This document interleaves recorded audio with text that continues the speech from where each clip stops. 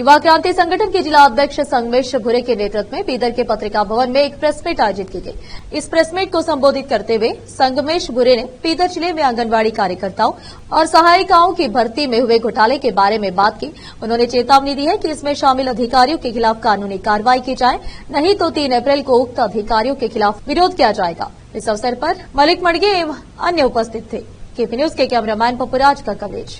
देश प्रदेश और स्थानीय समाचारों के लिए केबी न्यूज 24/7 को लाइक, शेयर और सब्सक्राइब जरूर करें। ಮನೆ ಬಾರಿ ನಮ್ಮ ಸಂಘಟನೆಯಿಂದ ಪತ್ರಿಕಾಗೋಷ್ಠಿಯನ್ನು ಇವತ್ತು ಹಮ್ಮಿಕೊಂಡಿದ್ದೇವೆ।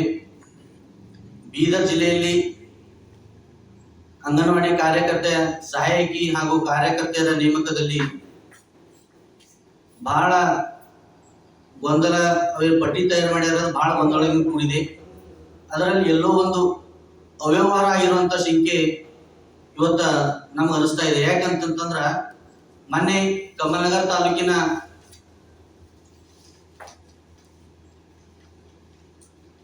ಬೀದರ್ ಜಿಲ್ಲೆಯ ಔರಾ ತಾಲೂಕಿನ ಕಮಲನಗರ ತಾಲೂಕಿನ ಅಂಗನವಾಡಿ ಕಾರ್ಯಕರ್ತೆ ಮತ್ತು ಸಹಾಯಕಿಯರ ನೇಮಕಾತಿಯಲ್ಲಿ ಸಂಪೂರ್ಣವಾಗಿ ಅವ್ಯವಹಾರವಾಗಿದೆ।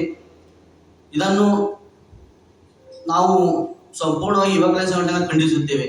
2024-25ನೇ ಸಾಲಿನಲ್ಲಿ ಅಂಗನವಾಡಿ ಕಾರ್ಯಕರ್ತೆ ಹಾಗೂ ಸಹಾಯಕರ ಉದ್ಯೋಗಿನ ಆನ್ಲೈನ್ ಅರ್ಜಿ ಕರೆದಿದ್ರು, ಎಲ್ಲಾ ಜನ ಆನ್ಲೈನ್ ಅರ್ಜಿ ಹಾಕಿದ್ರು। ಆದ್ರೂ ಅವ್ರೇನು ಅಂತಿಮ ಪಟ್ಟಿ ತಯಾರು ಮಾಡ್ತಾರಲ್ಲ, ಅದರಲ್ಲಿ ಸ್ವಲ್ಪ ಮಾರ್ಕ್ಸ್ ಹೆಚ್ಚಿದ್ದವರಿಗೂ ಆಯ್ಕೆ ಮಾಡಿಲ್ಲ, ಮಾರ್ಕ್ಸ್ ಕಡಿಮೆ ಇದ್ದವರಿಗೆ ಆಯ್ಕೆ ಮಾಡಿದ್ದಾರೆ। ಮತ್ತೆ ನಾವು ನಿಯಮಗಳು ಇರ್ತಾವ, ಅವ್ರು ಆ ನಿಯಮಗಳು ಎಲ್ಲ ಗಾಳಿ ತೂರಿ ಬೇಕಾಬಿಟ್ಟಿಯಾಗ ಅವರು ಆಯ್ಕೆಯನ್ನು ಮಾಡಿದ್ದಾರೆ। ಅದನ್ನು ನಾವು ಪರಿಶೀಲನೆ ಮಾಡಿದೆವು। ಪರಿಶೀಲನೆ ಪೂರ ಎಲ್ಲ ಗೊಂದಲ ನಮ್ಗೆ ಗೊತ್ತಾಯ್ತು। ಇದರಲ್ಲಿ ಏನು ಡಿಸ್ಟ್ರಿಕ್ಟ್ ತಾಲೂಕಾ ಅಧಿಕಾರಿಗಳು ಹಿಡ್ಕೊಂಡು ಜಿಲ್ಲಾಧಿಕಾರಿಗಳು ಎಲ್ಲರೂ ಇದ್ರಲ್ಲಿ ಶಾಮೀಲಾಗಿದ್ದಾರೆ।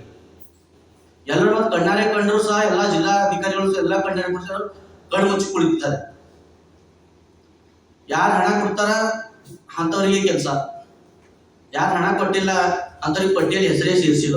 ಉದಾಹರಣೆಗೆ ನಮ್ಮಲ್ಲಿ ಗ್ರೂಪ್ ಇವೆ ಅಂತವ್ರು। ಮೊನ್ನೆ ಔರಾ ತಾಲೂಕಿನ ಸೊಣ್ಣವಾಡಿ ಗ್ರಾಮದ ಒಂದು ಹೆಚ್ಚಿನ ಅಂಕ ಪಡೆದವರು 419 ಅಂಕ ಪಡೆದವರು ಒಬ್ಬರಿದ್ದಾರೆ।